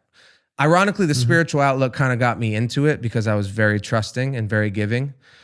But it also, the beautiful part about love is that it can get you out of it the same way, because it's like the universe sees this for what it is. Like I was coming from a pure place, my karma's clean, and let's see how it plays out. Let's see who wins going forward. You know what I mean? Let's see who the universe rewards going forward. And that was where I was able to kind of get up and move past it and just start feeling creative again, and inspired again. From your perspective or anyone's perspective, like all I did was give the guy opportunity. All I did was give him a chance every time. Yeah. I didn't need to, like I was putting him in such good position. And I can speak on this firsthand though. Cause it's like, when you talk about working with your friends, I mean, it's great to wake up every day and say like, I work with my friends, this is amazing. But at the same time, you're taking a risk on those friends because at the end of the day, they are learning their job as they go. They're not the most qualified people like from the start out the gate. And when you said like, these people need to adapt, we need to adapt. That's the key word. Cause like there are going to be fuck ups. There are going to be mistakes, but what makes you a real man is taking accountability for the mistakes and learning as you go and growing from it. And when you do fuck up, say, I'm sorry, I fucked up. Like, how can I do better? Yeah. And dude, but like, even I'm just saying like, right. But I'm creating like this opportunity for us. I mean, you've been a benefactor of it. You've been a big part of me being here, right? Sorry. That's what I wanted to say too. And the part of gratitude that needs to come along with that from our perspective and the people that work with you is that not only are you sticking with us, but you're throwing every opportunity our way because, we've all been friends. Why the fuck not? That's the whole fucking plan. Exactly. Like you get something from it because you get to put your friends on, and we get something from it because like we're getting these opportunities that we never would have gotten. And and frankly, I want to know the people that I'm doing it with. I want to feel connected to the people that are helping me and doing it with. And I got a big sense of achievement from the idea that like all my people who are working for me and with me, it paid off for them. I don't want to make all the money and fucking have everyone struggling or anything like that. I don't, all I've ever been is generous and like, I'm super giving, man. Like think about all the years we lived together. Like anytime we went out to eat and did anything with everybody, Foley included, everybody, like every time we went to the bar, every time we had the house parties, I'm paying for everything. And I don't give a fuck. I don't want to thank you. It's not about that at all for me. It's literally just like, dude, I'm aware that I have more money than the guy, like I'm aware, I'm very thankful for the opportunity I'm getting in my life and for the abundance coming in. And meanwhile, I'm becoming spiritual. I'm learning about, the flow of like, you can't hold on to money, give. You know what I mean? So I'm giving and I'm not questioning. And, this was a real wake up call, but it was just like very cold and very disheartening to never get any, just like, man, I know, even we're never going to work together or whatever, like, let me figure out a way, like make the money back or over a span of time, or even, dude, I've already like, just dealing with the police and the legal system, like it's a fucking joke. Like, I hope the fucking cops see this too. Like it's slow, man. Like they don't, no one gives a fuck, and I'm pretty much already at a place where like, I don't care. The money does not matter. This isn't about money. It never has been. I literally like in the deep, like truth of my heart, I promise you, dude, like I got a lot of things in life. You're aware of some of it. Like there's abundance flowing into my life, I think more than ever coming. And I literally was going to give this whole thing to him. That's the irony in this. Like, he's going around, and this is why we're here today. Cause I know like people tell me, and like, he thinks like they're his friends when, you know, they're really anyone he knows is really borrowed from my acquaintance, you know, and like, that was by design. But he's telling people that I'm going crazy, you know, I got very greedy and I'm taking, you know, I'm trying to take it, and he built it all. And like, I mean, dude, like he had a lawyer in the early discussion, and like the lawyer goes, yeah, my client says that like, you know, Stevenson Ranch has no affiliation to Mike, and like he hasn't brought any value. Like, you know, my client claims he's done everything. And like, dude, the only reason Stevenson Ranch exists is because I created it. And then I created with 10 years of hard work, your fans following that care. And that's the only reason it has any fucking legs. And I'm constantly marketing it. I'm constantly marketing it and just constantly working and growing the fan base and the consumer base. And just like how he's handled it in post is really why we're here today, because I do feel like this is the only way that he could ever learn accountability. I do feel I am going to pursue legal and police action. And I might lose money pursuing the legal. There's no guarantee, you know, like, I don't know, you know, either way it's expensive to do. But it's literally principle, man. Like I'm really trying to get really in tune with my principle as a person. And like, I really do feel as though like this is a teaching moment. And it really is the only option for, I think, a better life I think he's going to really struggle. This is going to bring a lot of hardship. It already has, even though he tries to pretend like it hasn't, you know, which I understand. And I really don't even want him to suffer even right now. But I do feel as though it's the only way he'll be able to move forward with like actually be able to be a man someday and be able to just like stand by his word and his actions. And if you mess up, you got to fix it. And you don't hurt people who have helped you. And, you know, you have to be able to tell the truth to yourself, and he doesn't have that skill. That's what I wanted to ask you. Do you think there was like a level of delusion where he actually thinks he's not in the wrong? Like throughout all of this, right now, I really genuinely feel like I don't know what's going on in the deep pockets of his brain, but overall, like I think, you know, this is a real thing. There's a psychology behind it. He's believed the lie so long. He thought he was entitled to all of those things. Yeah, but like, dude, there's been other shit that's happened. Like, so I had a girl in Nashville reach out. She's a popular like influencer, and I guess Foley had duped her into. This is kind of what I'm talking about, and why we're here today is like standing next to the success that I've built with SR, and just like, especially in Nashville, no one can't take Foley seriously, and like, everyone's seeing the SR everywhere. He's parading it around like it's his. I'm letting him do that. That's totally fine. Whatever floats your boat and whatever gets us into more conversations. I didn't know about this, but he was using his success or our SR's success to commandeer other business and like field other business off to the side and like help them, which is fine too. You know what I mean? Fine. Like help do something for them on their merch side. This girl reaches out. She's like, wow, I can't believe, like I had posted, I'm just going to read what she wrote. She said, Foley owes me $25,000, which is like a ton of money to me. And I never really knew how to approach this. Your last post makes this a lot easier for me to do. And I was just like, damn, you know, how did he do it? And she said, he had auto drafts set up for creative fees for my merch that I was never aware of. He never so much sent me one draft for any of the creative. So he didn't do any creative, but he was collecting a creative fee. I texted him 3 months in a row telling him to turn the auto draft for my bank account off because he kept taking $5K a month when I hadn't seen one single fucking design. Oh my God. This is the type of guy this guy is. You know what I mean? Like there's other shit too. There's like, dude, there's a really nice dude from Canada who's a dope artist.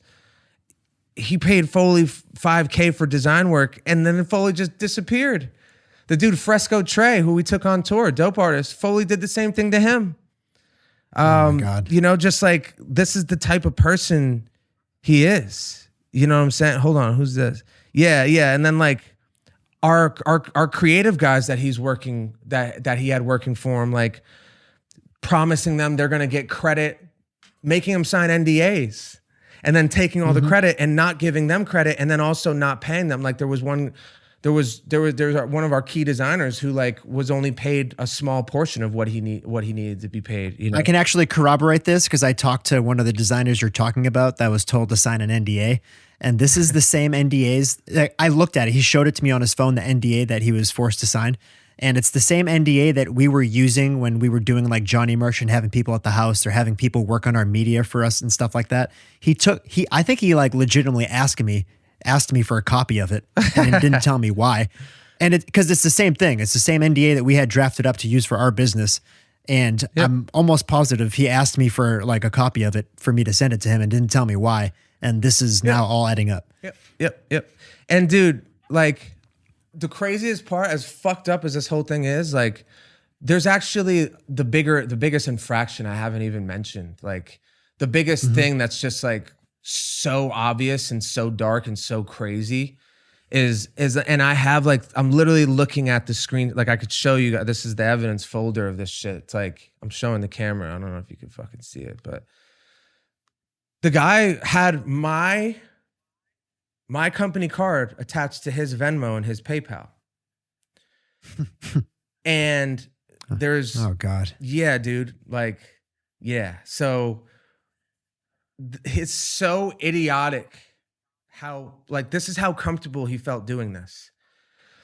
And I have the corroborating witness who sent me all these, because this is all on the back end of your Venmo and PayPal, like the transaction history.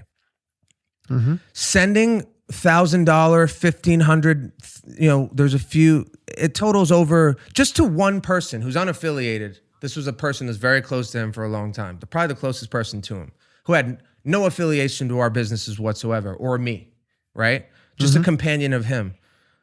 Over $10,000 siphoned through Venmo alone. Just like literally requesting $1,000 and say, send right back as the caption on Venmo. Send back. Like literally send back. He's captioning his request, send back. And this is all like, it's on the screenshots. So he's, and like, just to break this really quickly down in layman's term is like, if there's a card associated in Amex, right? The cash gets dispersed out of the card when he sends it to the person. When they send it back, it does not go back on the card. It goes into his personal Venmo and PayPal accounts, which then you can withdraw the cash from. You can make purchases, personal purchases, which John, last year, over $50,000 of commerce on my card on, guess what? Venmo and PayPal. And wow. It wasn't just one person. There was multiple people that I know, and I have the screenshots and you know, they're going on record about just, yeah, he would hit them and just no explanation say send right back. And you know, that's its own thing. Like, you know, and who knows where the legal and the police matters go, and it's out of my control. You know, I'm gonna do everything I can to I'll go do everything I can to bring the truth to light on it all. But that one in particular is fucking crazy. You know what I mean? Like it's crazy. I don't even want to say what it actually is titled, you know, because we're just trying to, even though this is a very detailed conversation, like I'm trying to make sure I don't say certain things, but this is really bad. You know what I mean? And there's a clear paper trail. I don't know what the future holds in that aspect. And I can't say that I necessarily care. You know what I mean? I care more about this. Like I spoke on the Theo Von thing quickly. It's just, getting back to the point of this, and like, I'm aware that this is airing out personal stuff, and like, I am very, very lucky to be where I'm at. I'm not trying to make this a sob story or make it about me, you know, but I have a voice, you know. All I have is my name and my integrity. It's really what this is all built upon. And we talk about the fans and why this even sells, or why we're in this place in life where we're experiencing abundance. It's really about what we cultivated with the fans. He poisoned the shit, man. Like, he poisoned the shit with not only the approaches to business and the negligence, but like, there's thousands, literally on record, thousands and like multi thousands of complaints, people just having the worst experience, not getting responses, just being left on red. It gets deeper than that too. And this is the part that really chaps my ass, is that how many fans came forward or commented after this news broke like months ago about bad interactions they had with Foley, like even outside of the business. Dude, just like straight up interactions with him in person. Yeah. Alarming amount. Yeah. And there's a clear like disappreciation for the fans from him. And that's what really pisses me off, because without the fans and the support we get from them, none of this even exists. But dude, he's like how none crazy, of it even exists. He's a direct benefactor.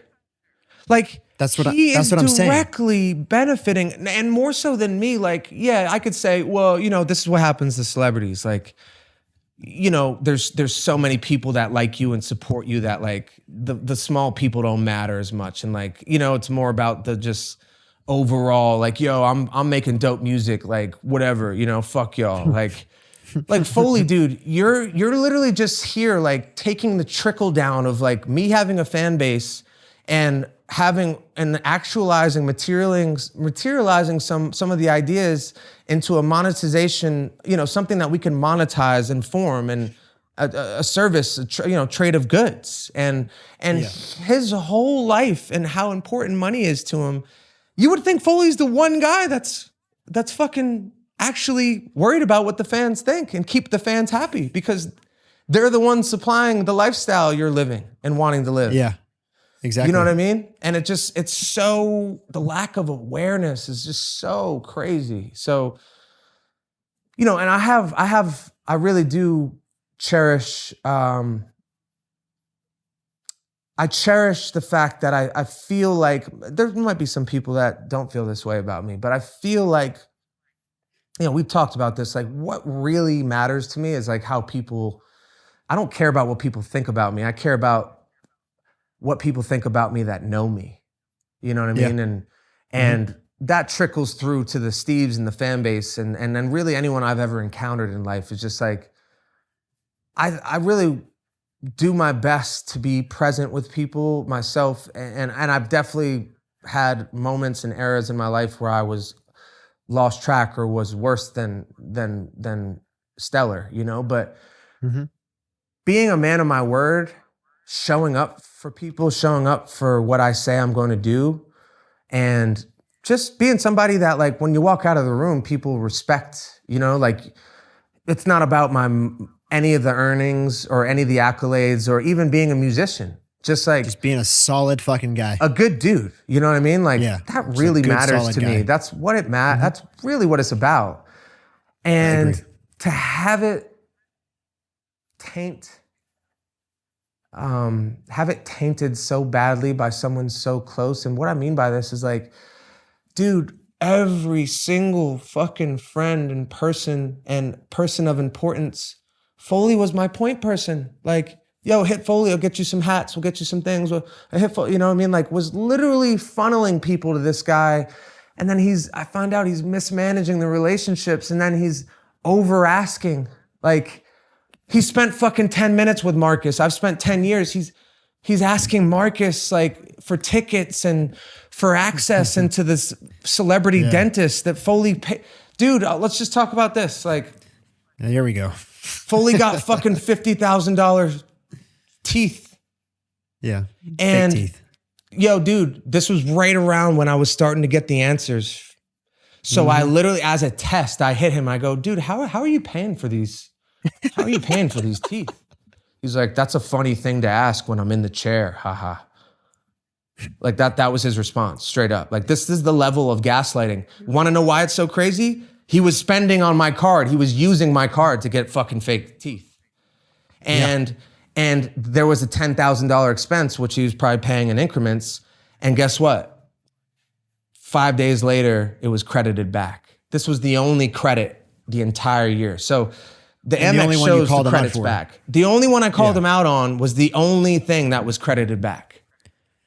Like, dude, here's one other specific thing though I want to say. Like, all right, he hit me. He's like, dude, you know, one of my producers who he's buddies with now, because that's the only friends he ever has, or my trickle down friends, really, genuinely. He hits me, he's like, yo, you know, so-and-so's girl, like, was connected to this farm. There's a horse there that needs to be adopted.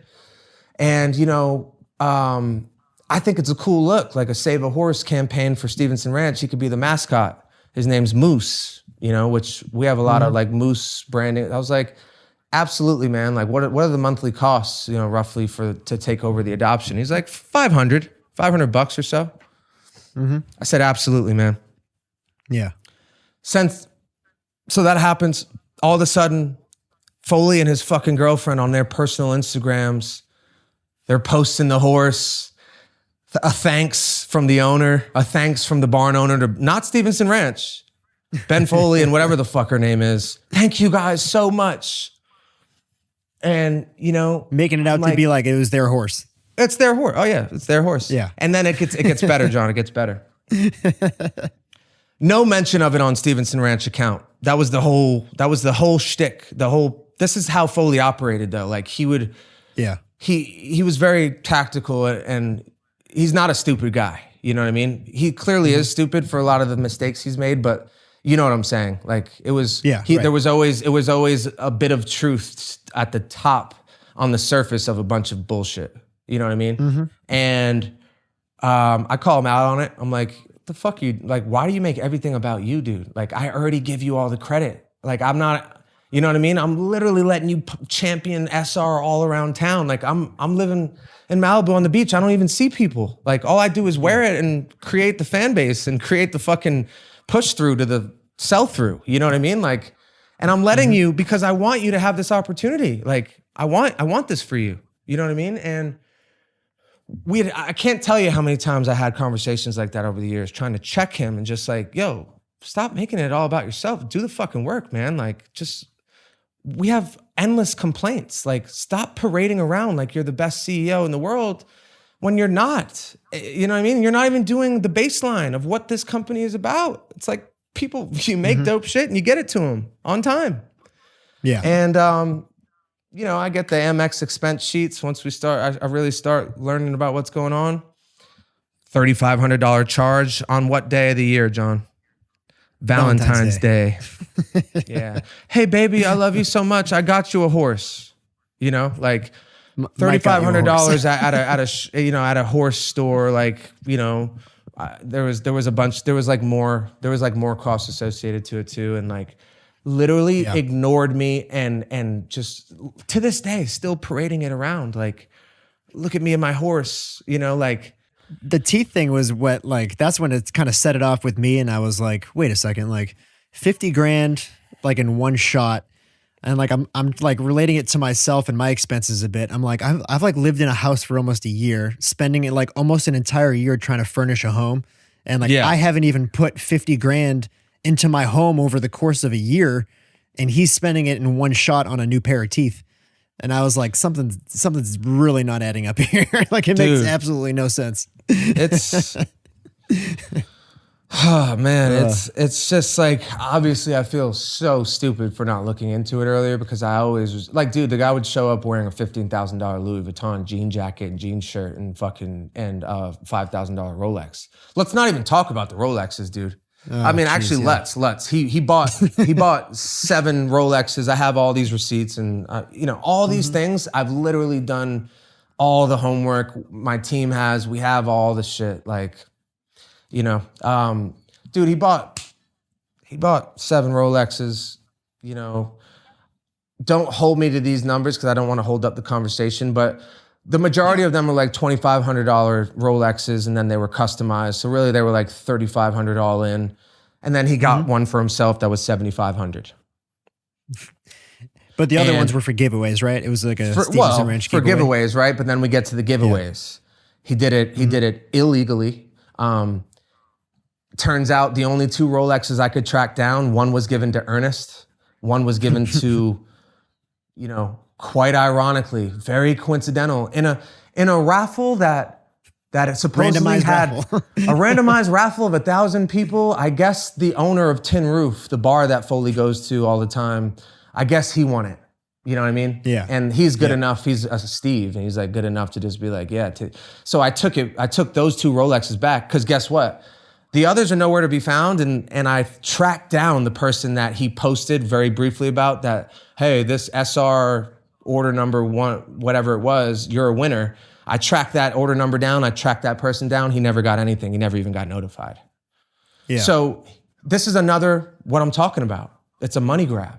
Like, first off, I wasn't okay with doing a fucking Rolex raffle. It's not aligned with Stevenson Ranch at all. He thought he was running the fucking, it was a winner. Stevenson Ranch is a winner and it's gonna go to the fucking moon, but he was running it into the ground, dude. Like, really, like I'll spare you guys the details, but like I've taken 6 to 8 months with proper people to like fix the infrastructure because it was so fucking bad.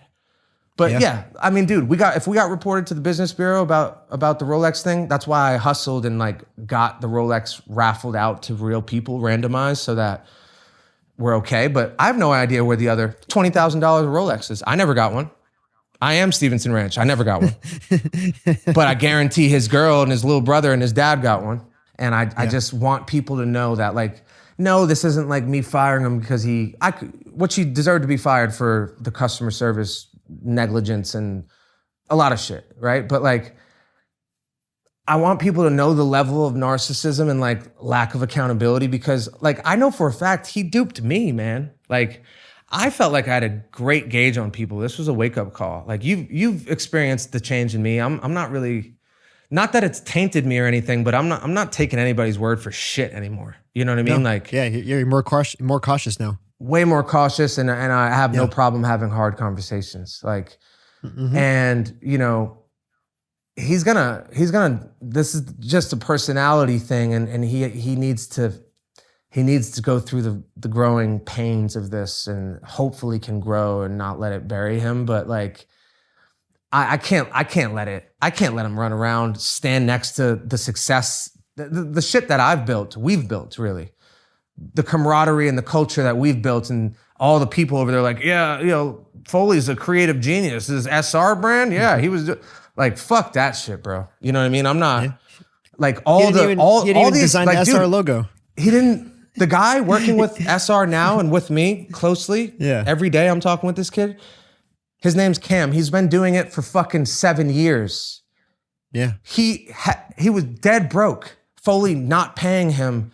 Meanwhile, Foley's outsourcing all the work to him, not paying him. I mean, upon learning this, like he had an invoice that was open for $7,500. That money is super serious for him. Like, needed it bad. You know what I mean? Like, doing all this legwork and all spending the time crafting logos. I mean, he made the SR logo. I know. I mean, after all this went down, like initially he sent me a message, and I remembered him from back in the day because I think he's from Massachusetts as well.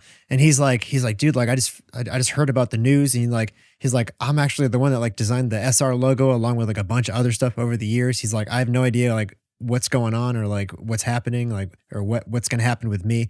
And I was like shocked. I'm like, you made the SR logo? Like, what? Dude, it wasn't just him. He had another guy on a fucking weekly retainer making designs. Yeah, it's crazy. And, you know, it's just like, dude, this could have went a million different ways. Like, it really went worst case scenario. And it's shocking. But bad shit happens in life, bro. Like, look around in the world, you know, like people get very disconnected from their truth and very disconnected from reality. And I no bullshit. I've started gratitude journaling again, and I write. You know, I write a message in my journal, like hoping that he finds, you know, his truth someday. You know, I'm not sitting here trying to. I mean, you know, the old me, I would have flew to his house in the middle of the night and dragged him out of his house, and I don't think he'd be walking correctly right now. You know what I mean? But like, I'm very proud of that, but also just like, I know karma will handle it. And this is me trying to be an instrument of karma. You know, like this might fuck up some shit for the legal process. I don't care. It's not about the money for me. It wasn't. It never was. It's about the principle of this. Like, and I am going to defend my name. You know what I mean? I am going to defend, I'm going to stand up for the Steves, and they needed an answer. A lot of people, like, dude, do you know how many people reached out to me and said, "Oh, I stopped buying shit from you. Like, it was so bad, dude. Like, I couldn't buy anything and get it. So I stopped doing it, but I still rock with you and listen to your music, you know?" But just like the amount of people that went through some kind of bad experience, I mean, dude, you know, it's been such a learning year, and I'm actually deeply thankful for it. I'm making an album called The Lows. There was so much of this energy that I was able to channel into this music, and I know it will come back to me tenfold. I now have an incredible little team that I handpicked and I work closely with every day, that is running the back end on my businesses. I'm so excited to roll out Stevenson Ranch. We've soft launched the Keep Going Mike stuff. We're just getting going again. You know, even Chug Bud, we're relaunching. Like, there's a lot of shit fucked up with that, and we have a brand new product. It's just like almost feels like a metamorphosis. You know, like we were in a cocoon and we're like busting out of it, ready to fly out and be a butterfly. You know, so we're peacocks. We got to fly. You know, so. You know, I didn't really want to be here and do this. I actually put this off for a few weeks, and my better half was like, "You got to do it. You got to do it. You got to just get it off your chest and give yourself closure." And I'll never mention his name again. And I really do wish the best for him. And I'm going to make this as hard as I can on him. And I really do truly believe that it's from a place of like I said, it's like it's the only way that he can evolve. Because, dude, I didn't deserve this. You know what I mean? And shit happens every day to people that don't deserve it. I'm very aware of that. But I didn't deserve this, man. I did everything I could to help you and include you and empower you. And in the face of many underqualifications and many oversights, I looked past it. I looked past it because I honored time. And there's a mistake there, you know. Just because someone's been around for a while, just because someone's been there for so long, it doesn't mean they're really there for you. You know what I mean? Like, I was creating an opportunity, and it was the best opportunity he had. These are opportunist behaviors. You know what I mean? Like, he's already, you know, like the moment he gets a better opportunity, it just never came because I kept growing and kept getting better. And I'm still the hot girl at the dance. You know what I mean? Like, it's just. You know what I mean? But like, I'm not saying in a cocky way. I'm saying, like, actually, generally speaking, like, it was a great alignment for him to say, "Yeah, I'm working with Mike and I'm doing SR. Like, the shit's taking off." You know what I mean? So it's not like, "Hey, man, this guy really stayed loyal and down." Like, no, there just wasn't anything popping. Like, there wasn't anything else going on that he had an opportunity. Because if he had it, he would have left and took it. So I know that I've learned the difference, and I've definitely made a lot of changes about my personal being and how I'm viewing things. And this was a part of me becoming a man, which I had already been doing in certain aspects of my life. But if I want to be an entrepreneur and I want to make millions of dollars and I want to fucking provide for my family forever, I have to learn these lessons, you know? So we'd talk about the beauty of being independent and the beauty of working with your friends. And why would you ever get a manager, an agent, people? You could do it yourself with your friends. Like, this whole thing's built off transparency, and it would be a fucking lie and a disservice to everyone that I'm not trying to persuade anyone. Just to the truth of the matter, like, doing shit with your friends, there's a reason it's a cliche, and like they say, don't do business with friends. There are vast challenges, ever evolving challenges to doing it that way.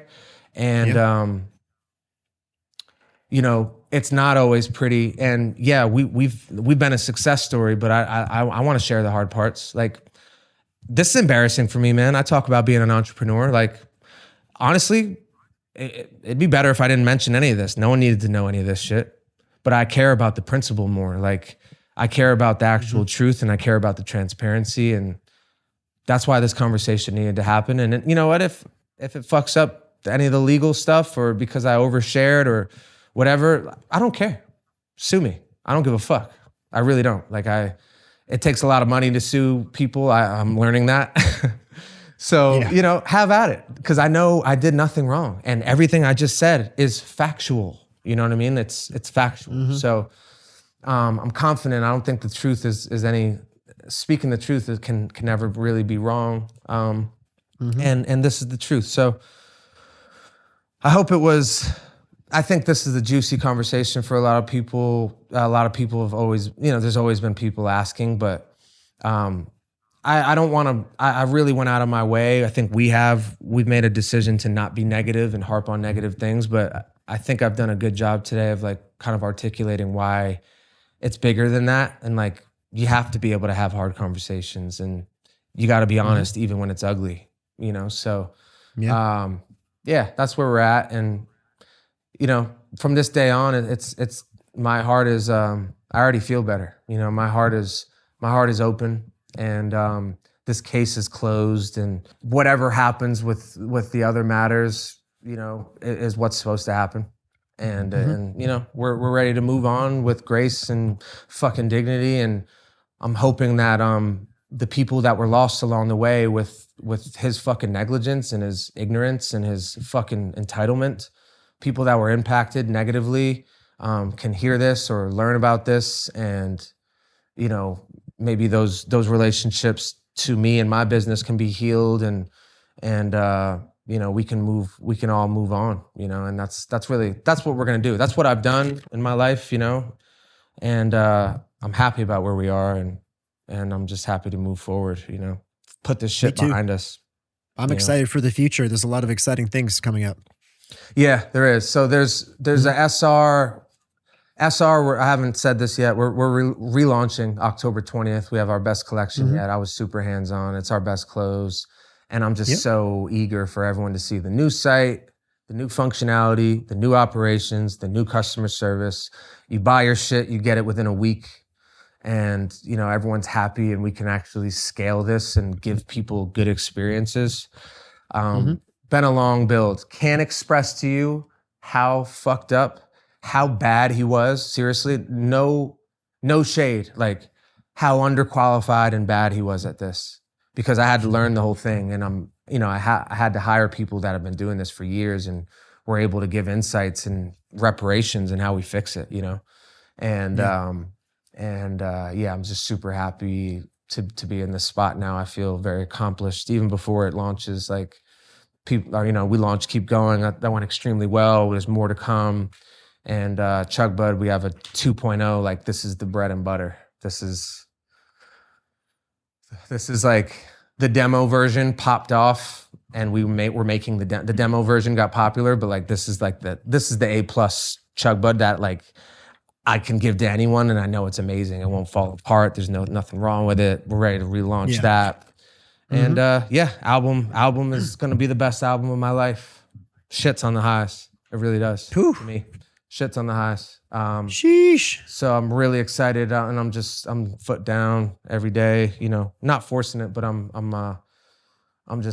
mean, dude, like, this week I made 2 songs this week that are on the album. Like, even though I'm in the phase of just finishing what I have, so I'm still beating songs that are on the list. That's always how it goes. Yeah, I'm really excited about it. Yeah. I'm really excited about the body of work, and I'm excited to share. I'm excited to be here in this space in my life, and I'm very thankful for the people I do have, and you know, we've made it way further than any of us could have imagined. I think there's a lot more to go, and life is good. Life is good. Gotta give thanks to the Steves. Anyone listening, it really is. I don't know where I would be in life if I didn't, I wasn't able to convert, people like y'all to be believers and supporters. I'd be doing something totally different, which is crazy Same. to imagine. And very thankful for the opportunity to still be here and be able to make a real living out of this. So yeah, that's really it, John. I think this was a different type of conversation, but I think we did pretty well. I think so too. I think it's time to open your blinds. Should metaphorically and physically? Yeah. All right. Yeah. I'm Blinds are opening, John. There you go. Let's let God's water. This is God's water out here. Malibu Beach. Let the sun shine in. It's fucking up our whole shot, but the proverbial sun has shined through. The light at the end of the tunnel has shined through. So here we are. Here we are.